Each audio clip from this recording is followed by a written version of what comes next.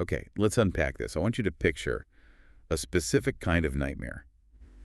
You're in a conversation, maybe speaking a second language, and you're just, rolling along. Right. The sentence is forming perfectly in your head, the rhythm's good, you feel confident, and then you hit a speed bump, a tiny three-letter speed bump that just completely derails the train. The dreaded freeze. Oh, it happens to the best of us. It really does, but for English learners, that freeze is almost always caused by three specific words. They're tiny, they look almost the They same. sound like cousins. Exactly.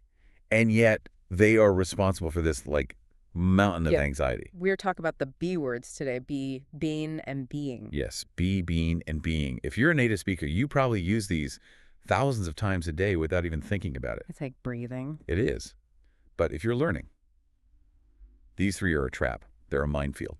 So for today's deep dive, we're looking at a really fascinating transcript from the Talk Emma YouTube channel that addresses this specific panic. And it's a great source because it doesn't approach this as some, dry academic exercise. It's almost like a therapy session for grammar anxiety. A therapy session. I like that. Yeah, the whole thing is dedicated to overcoming the fear of these words, not just memorizing rules. And that is our mission today. We are not just going to recite conjugation tables because, nobody wants that. We want to extract the mindset shift that Talk Emma proposes. They use this phrase that I absolutely love, emotional grammar. It's a great phrase, emotional grammar. That sounds so high stakes, right? But before we get into the mechanics, what does that actually mean? How can grammar be emotional? Well, think about how we usually learn. We treat words like mechanical gears. Slot A goes into slot B. Right. Subject, verb, object. It's engineering. But the source material argues that these specific words, be, being, and being, they actually correspond to really deep human states. They correspond to life moments. They describe who you are, what you've experienced, and how you are behaving in this exact second. So the aha moment here isn't about getting a gold star on a test. No, not at all. The aha moment is realizing these words are tools to distinguish between your identity, your backstory, and your temporary mood. And once you see them that way, they stop being scary rules and, they start being storytelling devices. You need them to tell your truth. Exactly. I really like that framing. But let's go back to that freeze I mentioned at the top. The source material spends a lot of time on the psychology of this. Why do these three specific words cause people to just shut down? It's the similarity. Be, being, being. In the heat of a conversation, your brain just jams. They're too close to each other. You don't want to look stupid. You don't want to use the wrong one. So what do most learners do in that split second? They stay quiet. They bail on the sentence. They stay quiet. And the Talk Emma transcript is so emphatic about this. It argues that silence is the absolute enemy of learning. This was one of my biggest takeaways from the whole dive. The idea that a broken sentence is infinitely better than a silent one. Right. Because silence breaks the human connection. If you're silent, you disappear from the conversation. But if you make a mistake, let's say you panic and say, I am been tired. Which, I won't lie, makes my inner English teacher twitch a little bit. Sure, it's grammatically wrong. We'll get to why. But here's the crucial thing. If you say, I am been tired, I still know exactly what you mean. You're communicating. You're trying to bridge a gap. Huh? The source calls this an active mistake. Silence is passive. Silence is giving up. So, step one of this deep dive is a permission slip. You are allowed to butcher these words as long as you keep talking. Precisely. Connection over perfection. Okay, permission slip signed. Mm-hmm. Let's get into the nitty-gritty. Let's start dismantling these three, starting with the first one, the base, be. Be, just 2 letters. The source describes this as the dreamer's verb. That's a lovely way to put it. Why the dreamer? Because be is so often used for things that haven't happened yet. It's the language of hope, of intention, the future. Okay. Yeah, look at the examples from the transcript. They're all about projection. I want to be confident. I want to be fluent. I want to be rich. I want to be an astronaut. Exactly. Notice the vibe there. It's open-ended. It's not about what you did yesterday or what you're doing right now. It's about a state you're aiming for. It's aspirational. So be is the destination on the map. It is. But, and the source points this out, which I thought was really insightful, it's also the bossy verb. The bossy verb. That feels like a contradiction to the dreamer. Not really. Think about how we give advice or instructions. We rarely use am or is for commands. We use the base form. We use be. Yeah, be quiet. Be careful, be kind. Be patient. Be yourself. That's the ultimate one, isn't it? Be yourself. Yeah. It's an instruction for how to exist. It is. So when a learner is trying to figure out which word to use, the source suggests asking, am I talking about a hope for the future, or am I giving an instruction? If yes, the word is likely just be. It feels timeless. It's not locked into a specific slot on the calendar. That's a great way to put it. It's the infinitive. It represents the potential energy of the verb before it actually does anything. Okay, so we have be, the dream in the command. Now let's move to the one that I think causes the most headaches. Been. B-E-N. Ah, been. This is where we get into the weeds of experience. The source material uses this fantastic analogy here that I think sticks in the brain really well. They call been the social word. I loved this visual because usually grammar rules are so dry. But imagining a word as an extrovert, that helps. It really does. The rule is simple. Been hates being alone. It cannot function in a sentence by itself. It absolutely demands a partner to hold its hand. And that partner is usually have or has. Correct. You can't just say, I've been tired. I mean, you can. In some dialects, that's a pattern. But in standard English, been is looking for have. I have been tired. But here's the question I think a lot of listeners have. Why? What does have been actually do that was doesn't? Why not just say, I was tired? This is the key insight. This is the real nugget of gold. Been is the bridge. Was is a disconnected island. Okay. If I say, I was tired, that's history. It's over. It's a fact about yesterday that might not matter anymore. So was is a closed book. Exactly. But if I say, I have been tired, I'm building a bridge from the past directly to you right now. I'm telling you that the tiredness started in the past, continued for a while, and this is the important part, it's relevant to the look on my face right now. It's the backstory. It is the backstory. The source uses the example. I have been busy this week. That sentence explains why I might look exhausted or why I haven't answered your texts. It answers the silent question. What's been going on with you? Yes. And it implies duration, a slug. Compare I went to New York versus I have been to New York. Sounds like a calendar entry. It happened in 2010. Done. Right. But I have been to New York implies that the experience of New York is now part of me. It's in my identity. The source emphasized that, didn't they? That been equals experience. Right. It's something you carry in your pocket. It's the difference between reading a summary of a book and actually reading the book. Been means you lived it. Which brings us back to that common mistake. I am been tired. Right. So knowing what we know now about the social rule, why is I am been wrong? Because been wants to hang out with have, but you forced it to hang out with am. You grabbed the wrong partner at the dance. Am is for right now. Been is for the bridge. They just don't mix. But again, the source is very forgiving here. Oh, how so? They point out that if you say I am been, you're actually proving you understand the concept. You're trying to combine the past and the present. You have the right ideal linking history to now.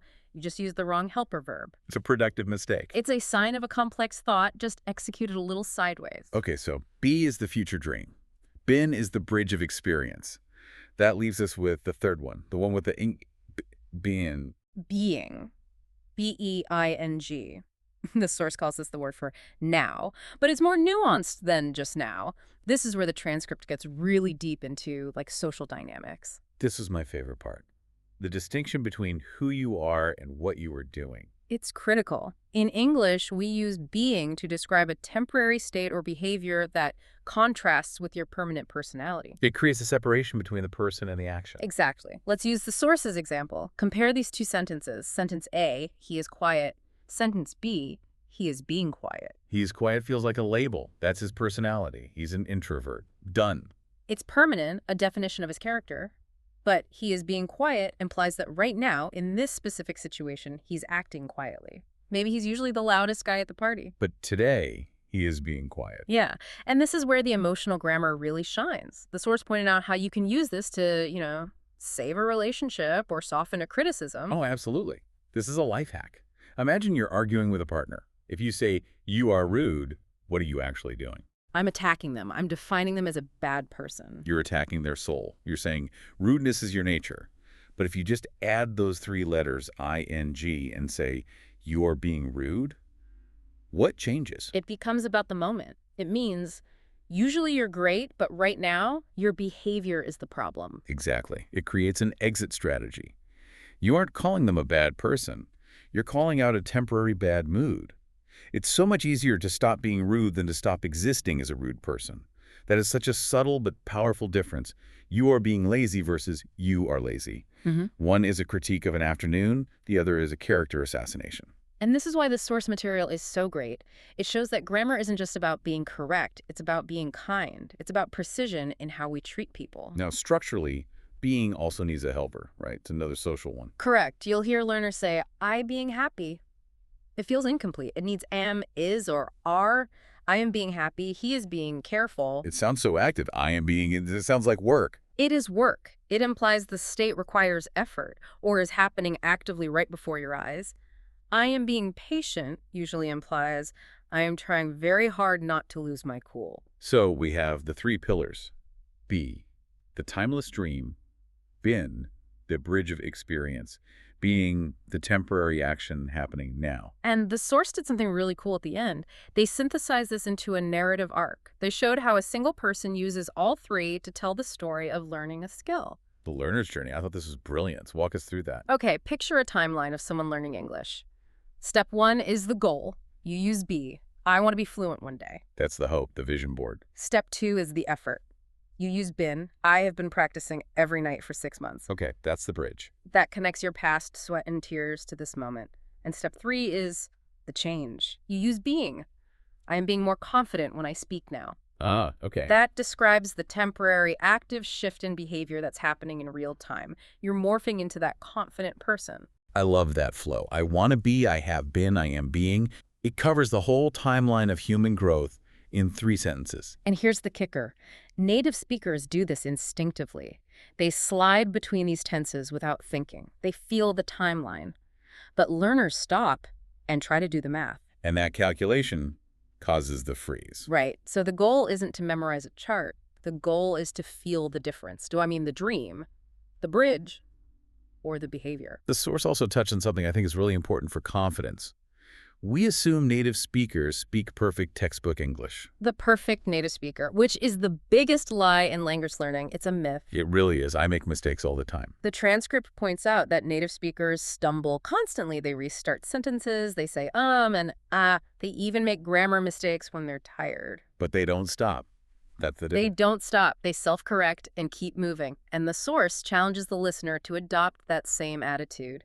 If you wait until your English is perfect to speak, you will be silent forever. They offered a specific sentence to practice, didn't they? A sort of mantra. They did, a confidence exercise. The sentence is, I have been practicing English and I am getting better. I have been practicing English and I am getting better. Let's break that down. Why that sentence? It's perfect because it combines the been structure, that bridge of past effort, with the being feeling. Even though it uses getting, it functions the same way. It's an active process of improvement happening right now. It's an affirmation. It acknowledges the work you did and the result you're seeing now. And saying it out loud proves you can handle these structures. It proves you aren't frozen. You know, the thing that sticks with me most is still that distinction with being, separating the person from the action. It's a sophisticated social tool. It makes me think about how we talk to ourselves, too. What do you mean? Well, how often do we say to ourselves, I am stupid, or I am slow? Ah, I see. You're using the permanent be verb on yourself. You're labeling your character. Exactly. Yeah. But if we applied the lesson from the source, we should correct that. Instead of I am stupid, we should say, I am being forgetful right now, or I am being slow today. That's a brilliant application. You're right. I am stupid is a prison. It's a fixed identity. But I am being slow. That's just a state. You can stop being slow. See? We promised grammar, but we delivered therapy. That's the power of language. It shapes how we see reality. So to recap the 3 feelings for everyone listening. Yeah. Be is for who you want to become. It's the dream. Been is for your journey, the experience you carry with you. And being is for who you are in this specific moment, the active temporary you. And remember, the golden rule from Talk Emma, it is infinitely better to say, I am been tired, even if it makes a grammar teacher wince, than to say nothing at all. Connection over perfection. That is the motto. It is. So before we go, here's a thought experiment for you. We talked about how being softens criticism. Next time you're about to criticize someone, a colleague, a partner, your kids, pause. Ask yourself, Are you critiquing who they are using is, or just how they're acting right now? Try swapping in being. You are being loud, you are being messy. See if it changes the temperature of the room. It might just turn a fight into feedback. A small word with a lot of power. Give it a try. Thanks for listening to this deep dive, Keep talking, keep making mistakes. and we'll catch you next time.